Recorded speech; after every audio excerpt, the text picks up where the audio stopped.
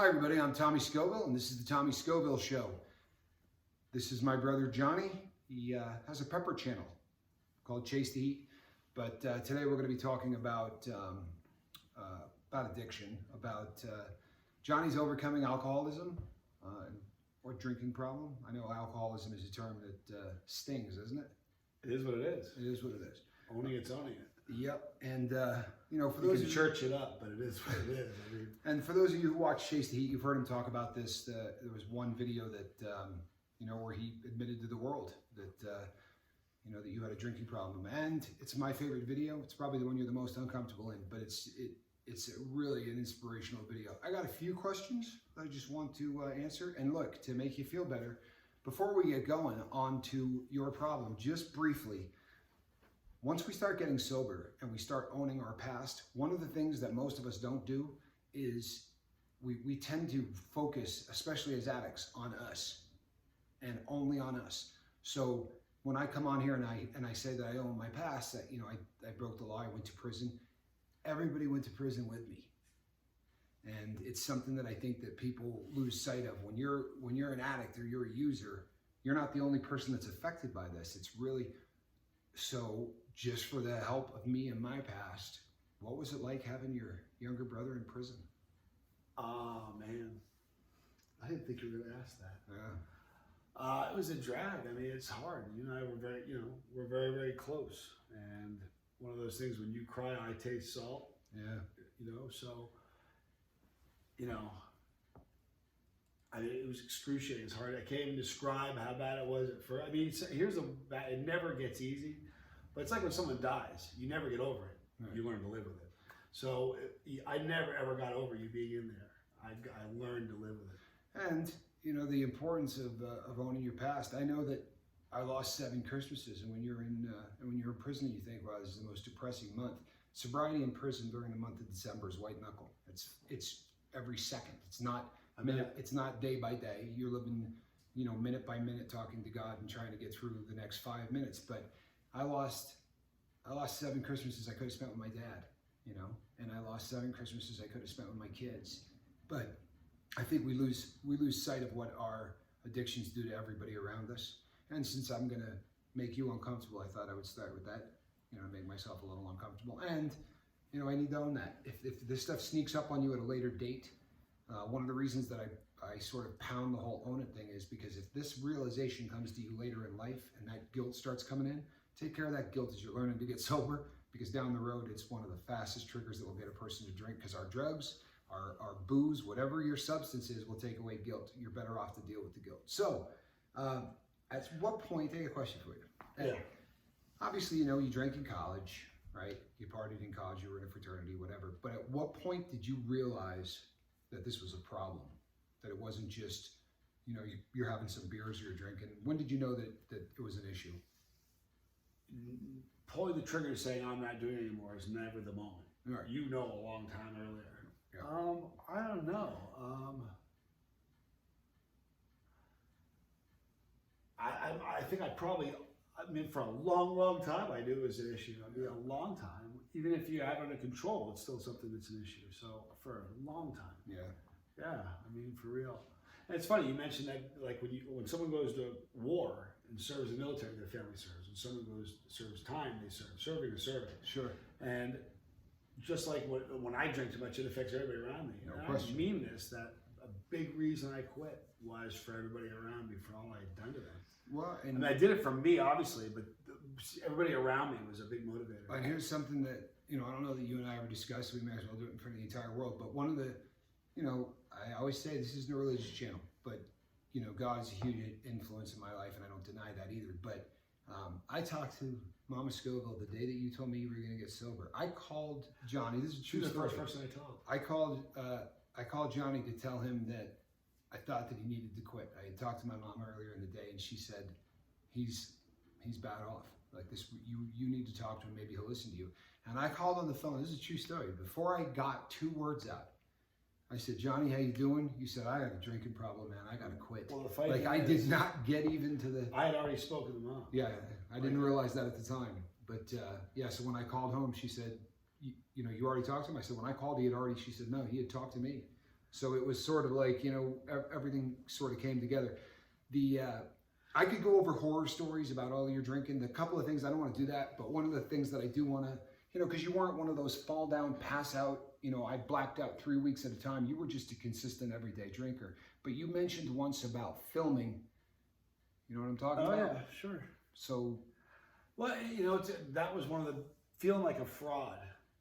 I watched one of your videos. You talk about when you're an addict, when you have a substance, you live two lives. You have to lie. You end up being a liar all the time. And whether you like it or not, you lie to keep what you're doing going and to keep, you know what I mean? Yeah. For your own, it's normal for you, not normal for anybody else. But to keep that going, you'll lie to people to make it right. Whatever you got to say. That's a horrible thing, and that's feeling like a fraud. It's terrible. I had videos where,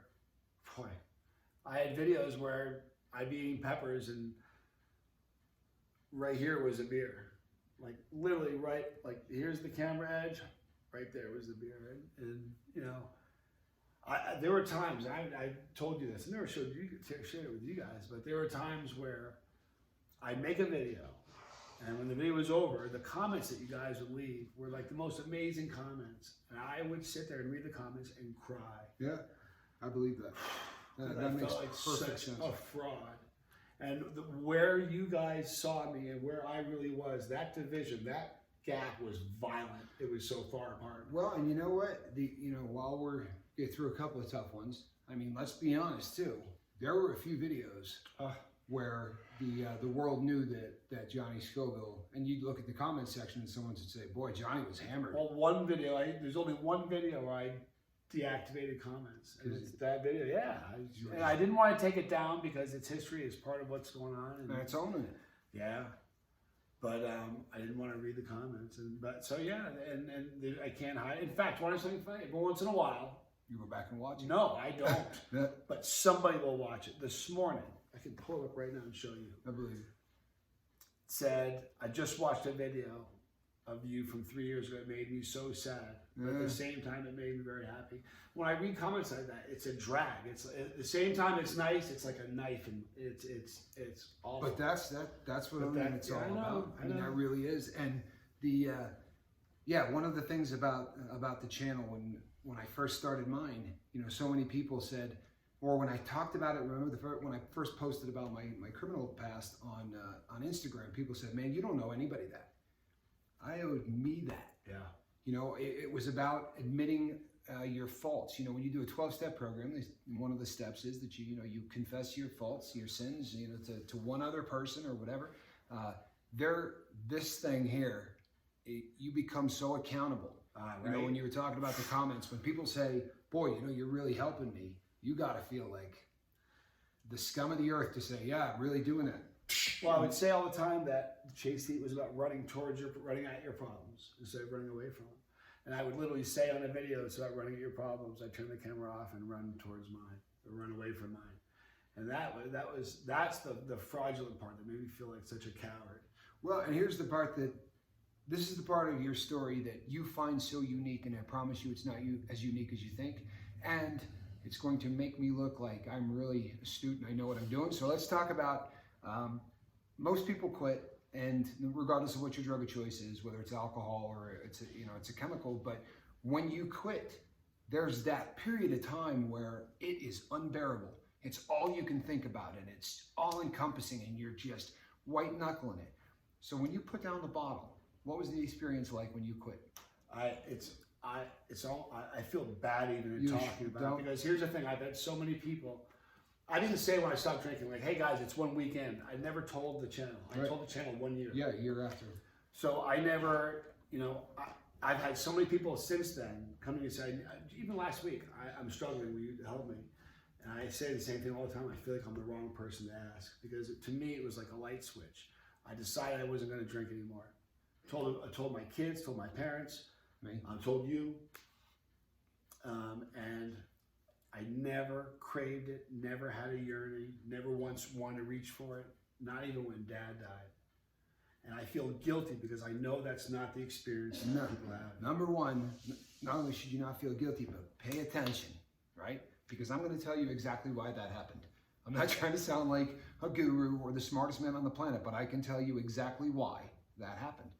I talk about the fact that you can't park 2 cars in a parking space at the same time, right? There is a law in physics that says only one thing can occupy a space at any given time.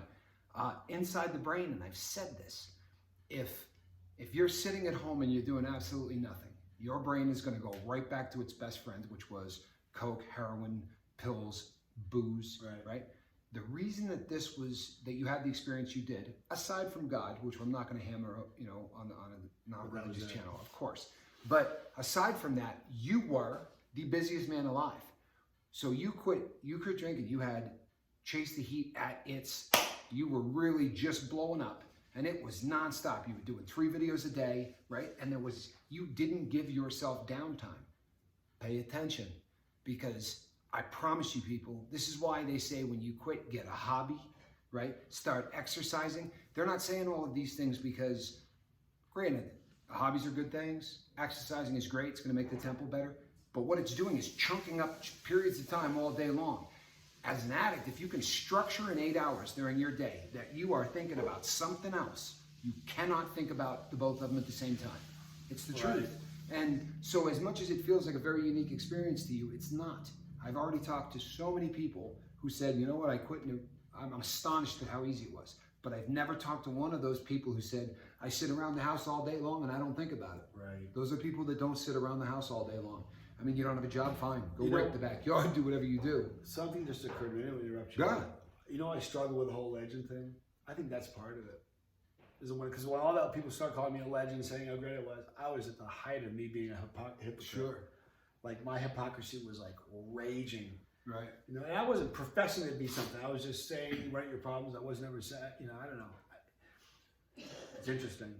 You know, another thing is this. You talk about this, the accountability. When you say, when you look into the lens, now it's like, tell your friends every single day. Who's your sponsor? I got 102,000 of them. Exactly. And it's like man, there's a lot. There really is something to that. No, there's no question that there's something to that. Really. So, all right, now the booze is gone. Okay. Right. You don't feel any guilt. One of the things that one thing I want to say is you get more sober by the day. The day after you stop drinking, you're sober. The next day, you're more sober, and that went on. You know, this is embarrassing. One thing that used to happen to me all the time, and I attribute it to just getting old. Right. I'd walk into a room and go, "What in the world did I walk in here for?" That doesn't ever happen to me anymore. Yeah, at all. You definitely. And that scares me because it made me realize I was duller. Well, oh no, you definitely. I know this. You're never ever going to reach your pinnacle or your ability. You're never going to reach your potential ever if you're drinking or if you've got a substance you're leaning on. You just won't, and that substance will convince you that you can. So, 2 years ago, you quit, right, and it's done, and you don't have the desire, right? Nope. So, but here's my question, because this is something that I think is unique. 2 years, 4 months, 7 days ago. This is unique to alcohol. It really is for the most part. I mean, there's small amounts of it with other drugs, but with alcohol, it is all encompassing. So now you're going to pepper festivals, you're going to all of the things that you did before, and everybody is drinking, right? As a heroin addict, I'm never going to a Christmas party where there's 30 people in there breaking out dope. Right. But for the alcoholic, for the people who are out there trying to kick, and there's a lot of people who are, how did you cope with the fact that everywhere, because I know that for a lot of people, they start hating it. They start hating the people that are doing it. What was your experience as far as that goes? I still really enjoy the bar scene. I love being around people that are having a few drinks and having fun. The second someone has had one sip too much, it is so glaringly obvious to me, and I have to separate myself from them. I can't be around them. Yeah. And knowing people that do that, I have trouble with it. Yeah. I mean, I understand having a problem. I get it. But while I like being around people having a good time, I can't be around people that are overindulging. I just can't. Yeah, drives you nuts. Oh. I find myself, and I have to guard myself from it, but we went to pick you up at the airport yesterday, and I had Ma Scoville in the car, and somebody walked by, and I said, "That's a junkie." And it's, my mom is the nicest person on the planet, and, just sort of looks at the best of everyone, but it was like, how can you tell it? Well, with this one, it was fairly easy because there was tracks that were visible from, but I find that in my head, it's always something that, and maybe 5 years from now, it's not something I look at anymore, but now Like I'll see people at Walmart and go, that dude's tweaking. Like you can look at the way that these people are doing certain things, and maybe it's because of what I do with the channel, but I'm sort of hyper focused on it. With alcohol, yeah, it's amazing to me that you can still like the bar scene. I mean, honestly, I never go to bars. No, I say understand like the bar scene. But if I go to a festival, and there's people are drinking, I don't have a problem. You know, no, see, that's I like that's that. awesome. That really is, and that is a gift. You know, another beautiful thing that's happened though. Early on, like I'd go to a pepper festival. They say before noon, Bloody Mary, Johnny. Now when I go to a pep festival, like they give me a cran apple. Everybody knows I don't drink now, and I don't have to announce it. Hey, I don't drink anymore. They all know, and I love that. Were you uncomfortable in the beginning saying to people, "I don't drink anymore"? No, I thought. I did, because when you say I don't drink anymore, they want to know why. I just say I don't drink. Yeah. I'm a non-drinker, and they leave it alone. If I say I don't drink anymore, they want to know the story. So you know I just say, and I'm telling you, if that's all you drinkers got out of this video today, that's huge. Because you're absolutely right. If you say to somebody, and I am a non-drinker. Well, and I'm not an alcoholic. I never had a problem with booze. It was never my thing. But you know, you got a person and you're on federal probation and you can't drink, and it's the same kind of a thing. If I say to someone, you know, I can't do this, it's never enough. And the reason is, I've said this on the show, and you'll hear it a million times. When you quit drinking, or you quit drugging, or you quit any behavior, you literally are holding up a mirror to every single person who's using around you.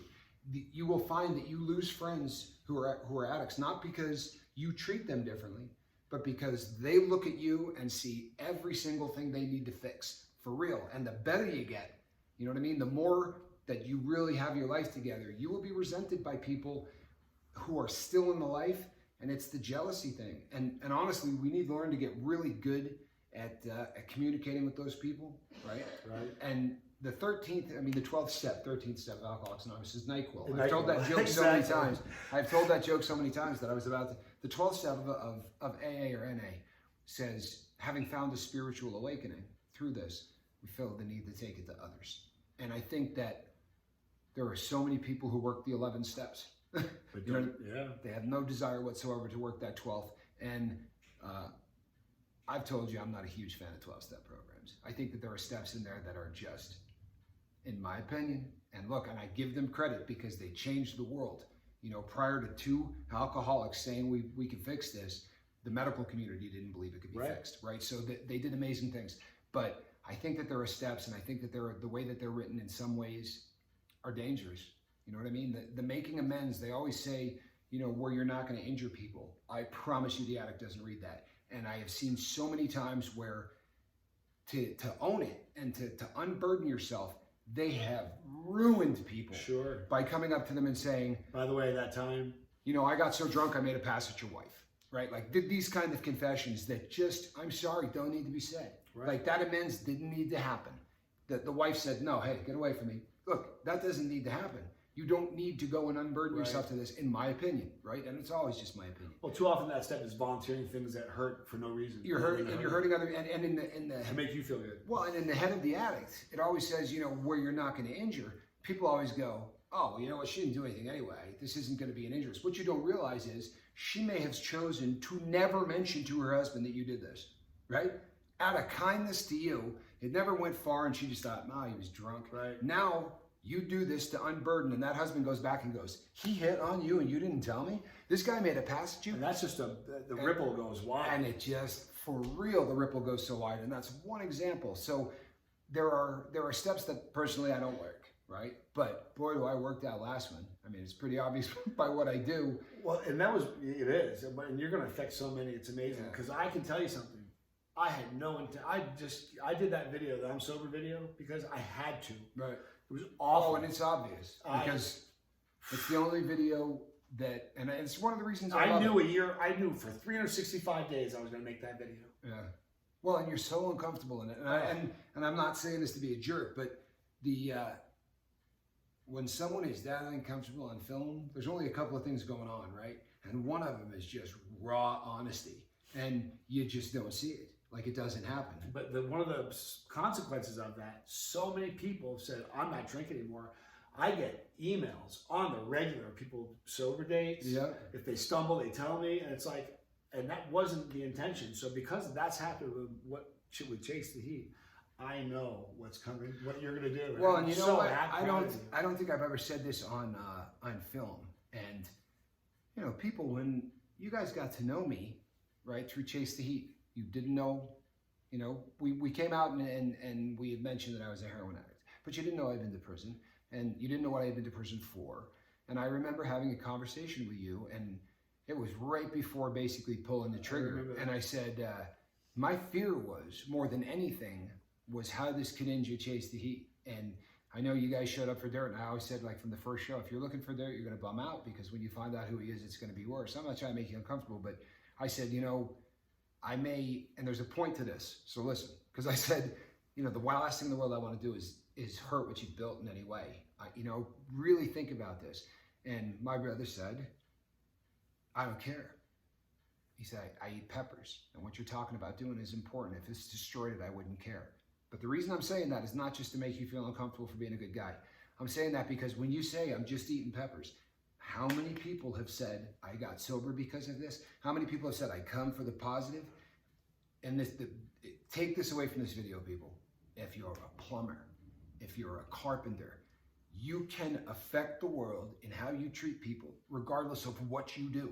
It's obvious in certain professions, right?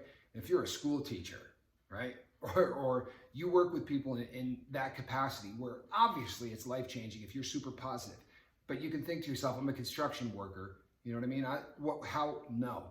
The smallest things, I'll tell you a quick story. I was in prison, and they do a feast once a year for people who follow Christ. And it's awesome because you'll see a black guy and a white guy sitting at a table eating. And in prison does not happen. Like, it is mandated it can't happen. So it's just a really cool day. And there's none of the prison stuff. For that 2 hours, it's just what it is. And I was sitting there, and a guy came up, a black guy, and he sat down and he goes, Tommy, can I talk to you real quick? I said, yeah. He goes, I'm not trying to interrupt your meal. I said, no, go ahead. And he said, you know, last year when we talked in the kitchen, and at the time I had been working in the kitchen a year before, and he said, you know, that changed my life. I just want you to know that from that day forward, nothing has ever been the same.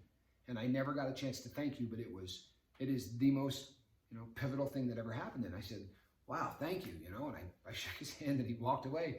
And the guy I was sitting with was a guy in turtle, and he goes, what was the conversation? I said, I don't know who this guy is. You know, I don't have any memory, but it's the same thing. It's what I'm talking about.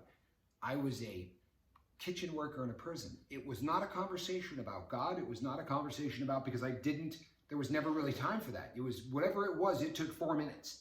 It was quick, it was over, and you just don't know. And wrapping this all back, you know, the 12th step doesn't have to be you walking up and going, hi, I'm Johnny, I'm an alcoholic. And so many people believe that that's what it's about. It can literally just be where someone comes up and says, you're a Charlie Mullins. Where someone comes up and just says, boy, you're the most positive dude I've ever met. I didn't know Charlie had overcome drinking.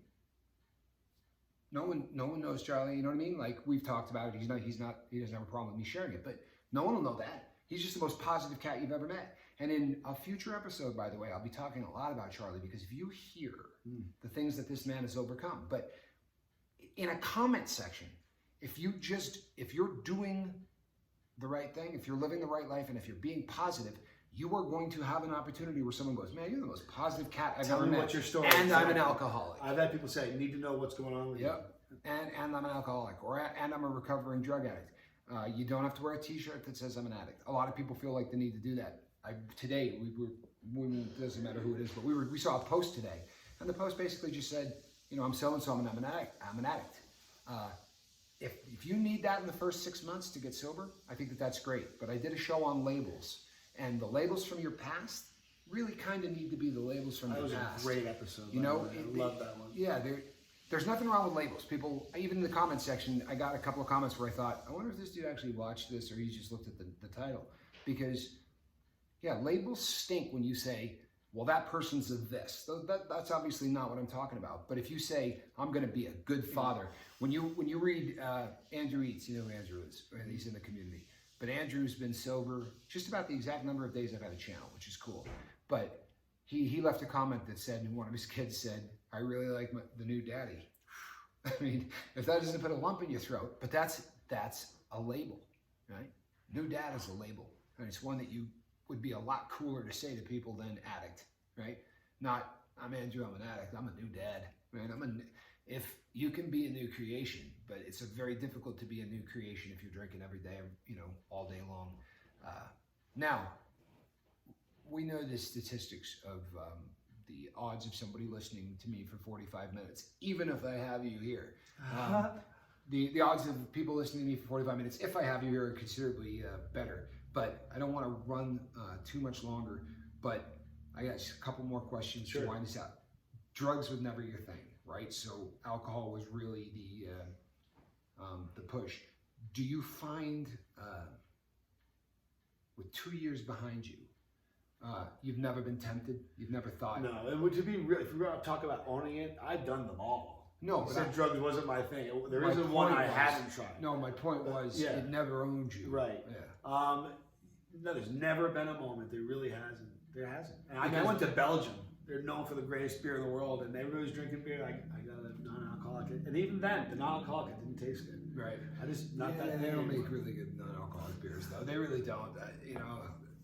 I'm really happy to be a non-drinker. The crazy thing is there's been a push. I don't know if you realize this, but you can buy non-alcoholic tequila. I'm not joking. I used to say all of the time as a joke, would you drink non-alcoholic tequila? Like when people used to say to me, I don't have a drinking problem. Dude, you did 32 shots of tequila. Were you parched? You know what I mean? Like if you're doing shots of tequila, you probably need to take a look at what you're doing. But a non-alcoholic tequila, no, but that's good because, right now in the world, everything is changing. You probably don't, well, yeah, you were here for a while, but one of my favorite Chinese restaurants is a dispensary. You now can buy weed in the state legally. Right. And I don't badmouth it. You've heard, my stance on all of this stuff.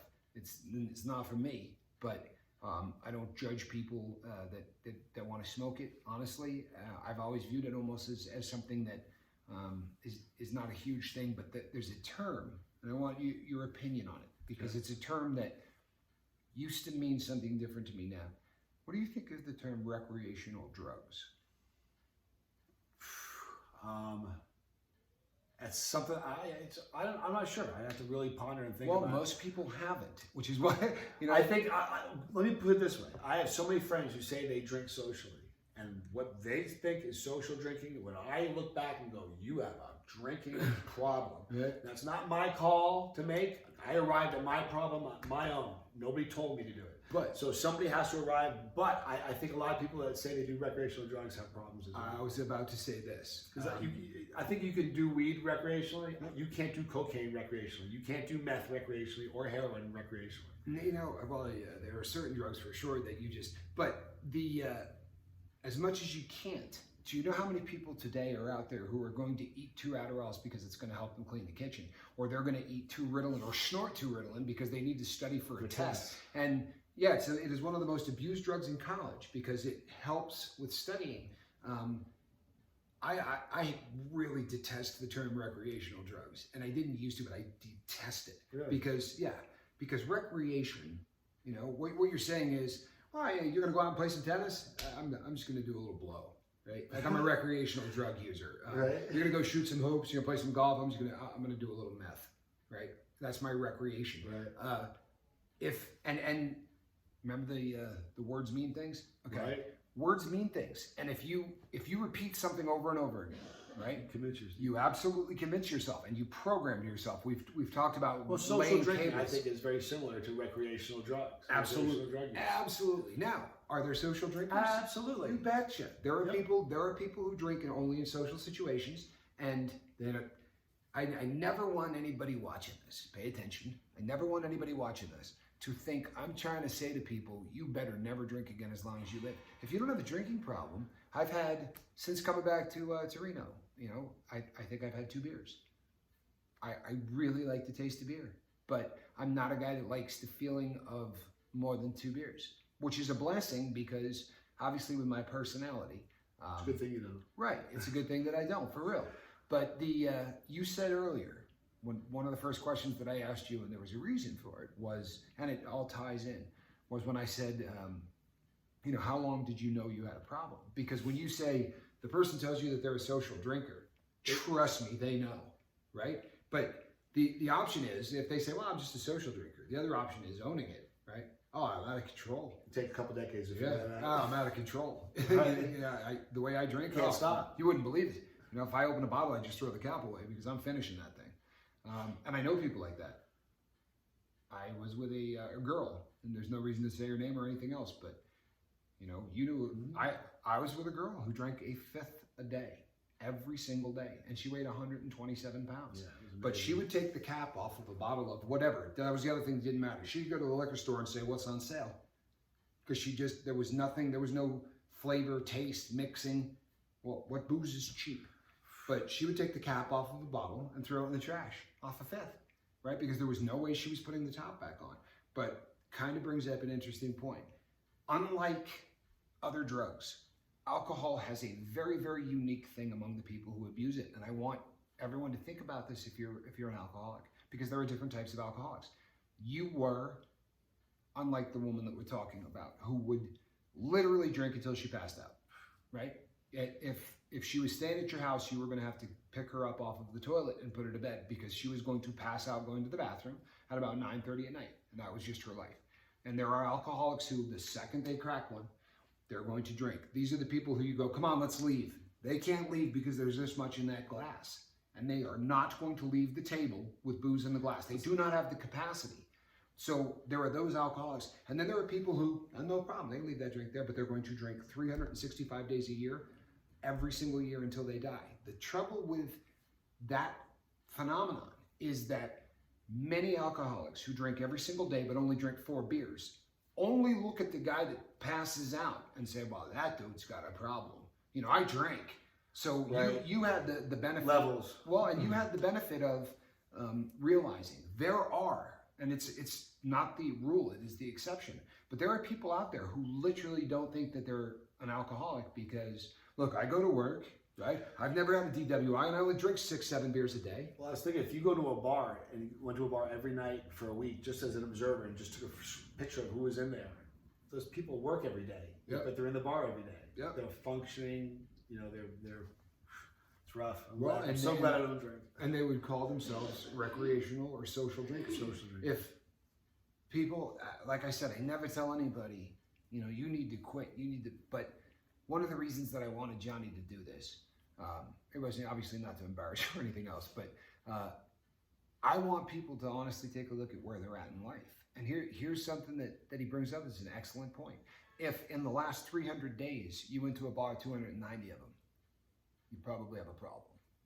You know what I mean? Really. And because you're showing up at work, because you've never had a DWI, because you've never hit your wife, there are so many people who are going to, and pay attention to people, because there are so many people who are going to pee away 25 or 35 years of their life, die early, right? Kill their liver, because in their head, there is no problem.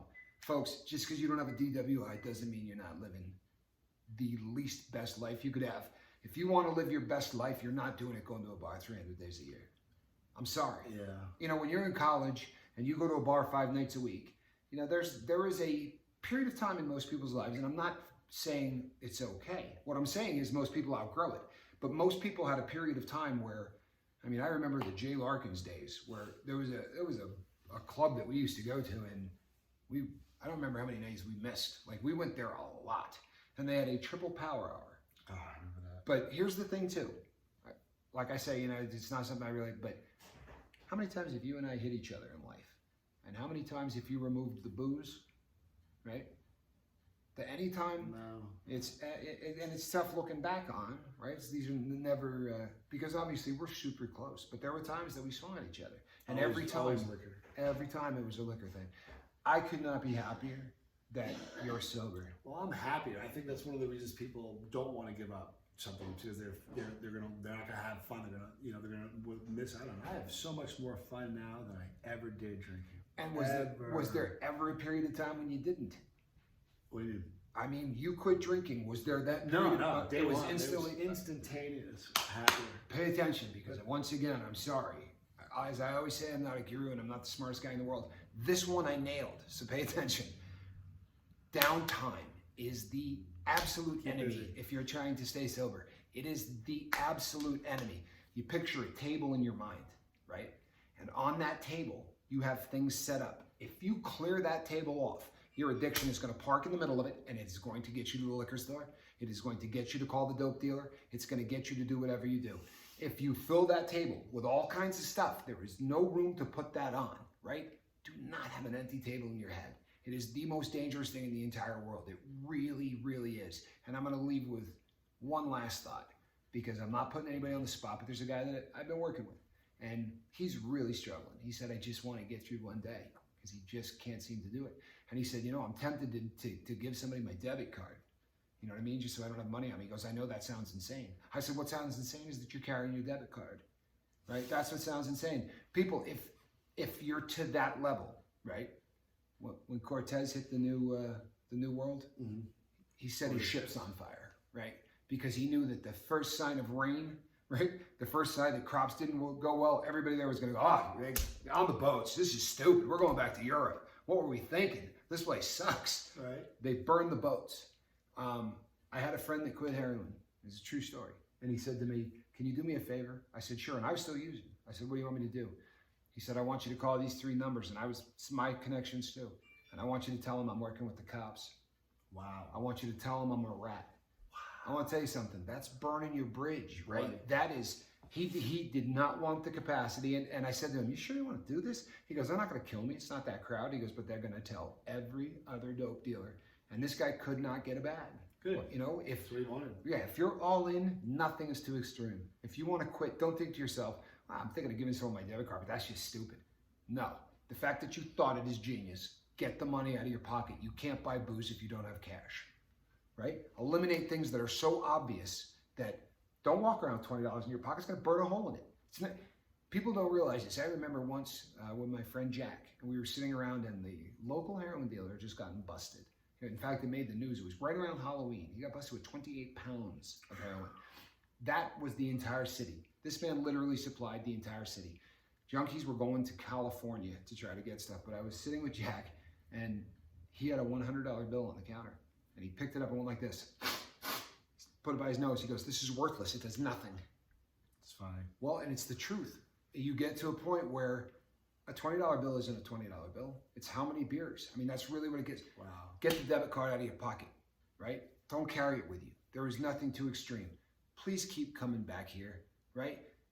What we do here is we concentrate for 20 minutes a day on being positive, and we want the world to know that you're not in a boat alone. The one thing with addiction is when you come to the realization that you're a drug addict or you're an alcoholic, you truthfully feel like the only man on the planet.